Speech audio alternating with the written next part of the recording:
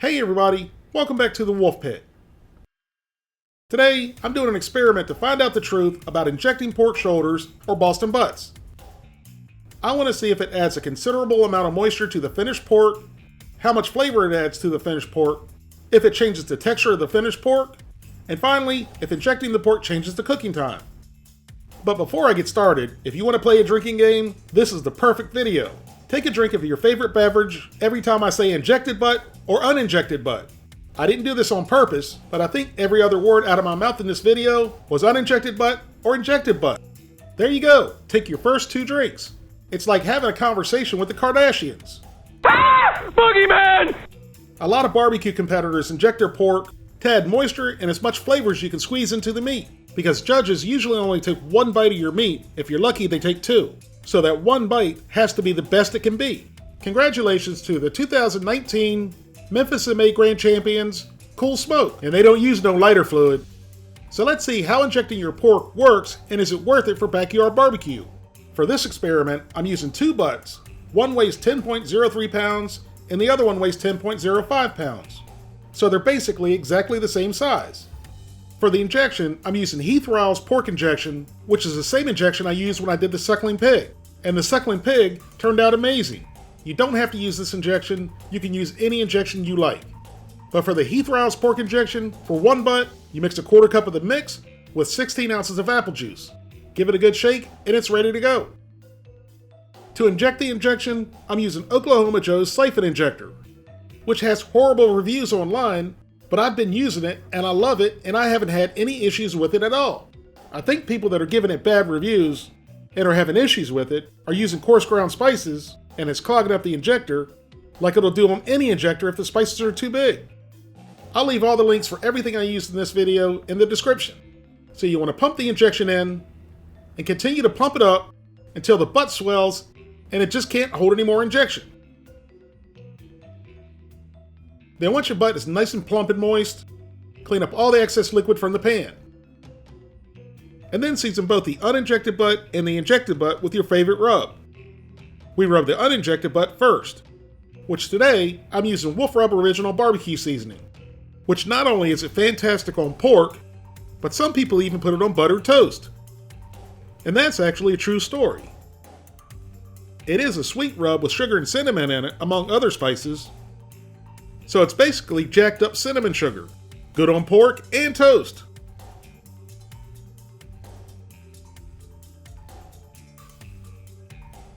Next we season up the injected butt. It looks a little bit bigger than the uninjected butt. That's because there's almost a pint of injection in it. Once both the injected and the uninjected butts were rubbed down, it's easy to tell the difference between the uninjected butt and the injected butt due to the moisture coming out of the injected butt. But once they're cooked, it may not be that easy to tell the uninjected butt from the injected butt. So I stuck a couple toothpicks in the injected butt to tell which was which. Now pop them in the fridge and let's get our smoker ready.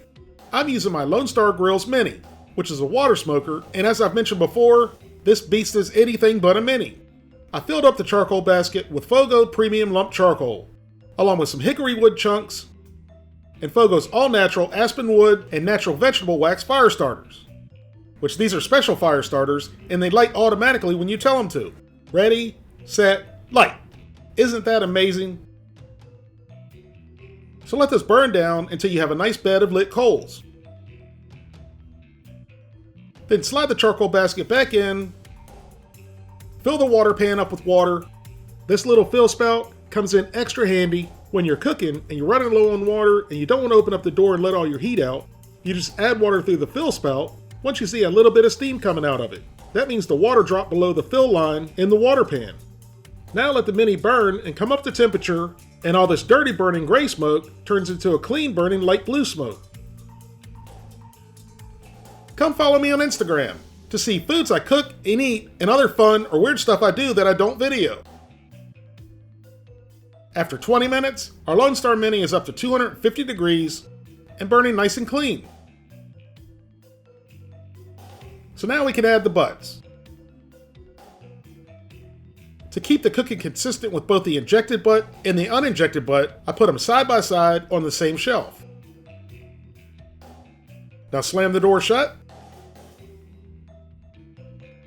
and let the butts smoke at 250 degrees until they're done, in roughly 11 or 12 hours. 12 hours later, here's what they look like. And here's what our greasy water bath looks like. But it's easy to clean with the 1.5-inch ball valve. Once the smoker is cooled, drain it into a bucket and dump it in your neighbor's yard. I'm just kidding. I usually dump it back in the woods for the animals. The cooking time was exactly the same for the injected butt and the uninjected butt. The uninjected butt was at 205 degrees and the injected butt was at 207 degrees. You could definitely tell the difference between the two. The uninjected butt is lighter in color and it didn't form nearly as much bark and was breaking up a bit when we pulled it off, which is normal. The injected butt was considerably darker, felt firmer, and it didn't appear to be as moist. So we double wrapped both butts in heavy-duty aluminum foil and let them rest for a couple hours. After resting for a couple hours, we were ready to pull our meat. And finally it was time to see which one is better, or if there's any difference at all between the injected butt and the uninjected butt. Let's start with the uninjected butt, and it looks like a typical butt. Nice bark and moist as you can see the juices in the foil. Just watch as the bone slides out with no resistance.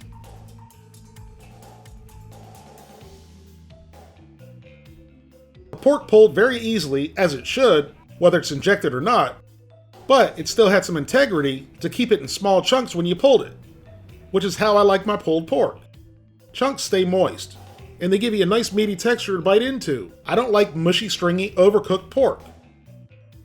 The uninjected butt had a beautiful smoke ring, was very moist, and had great flavor on its own before I added more Wolfe Rub Original barbecue seasoning, which is what I always do with pulled pork.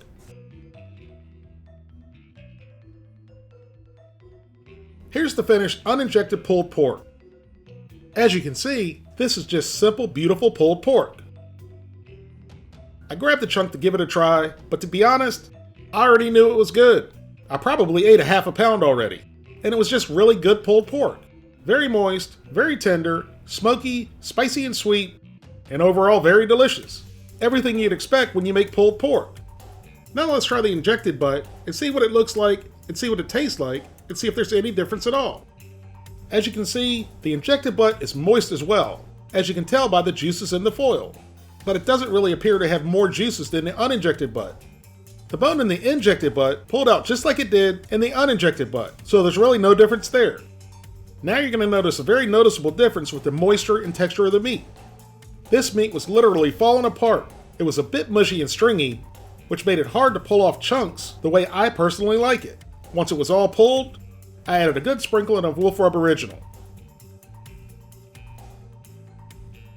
Then we gave it one last mix. And just like with the uninjected butt, we did a whole lot of taste testing while we were pulling the meat. The injected butt smoke ring wasn't as prominent as the uninjected butt. The meat was super moist and tender, but it was mushy and too tender, which I didn't really care for, and somehow the meat was greasy. Here's the side-by-side of the uninjected butt and the injected butt. Can you tell which one's which? The injected butt is the one on the left and the uninjected butt is the one on the right. Here's the results, or my opinion, of the uninjected butt and the injected butt.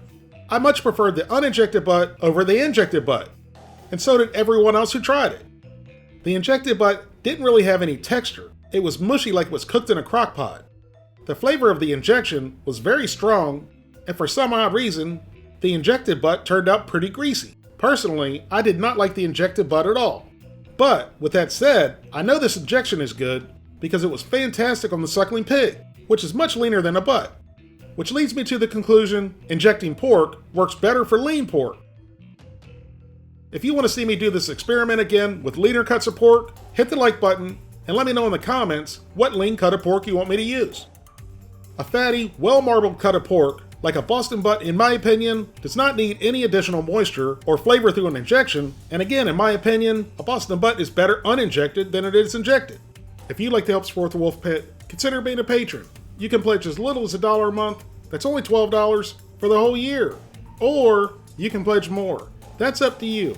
Either way, every little bit's appreciated and helps me produce more high quality videos more often for you, the people. Thank you all very much for watching. Please don't forget to like this video and share it with your family and friends, and I'll see you soon.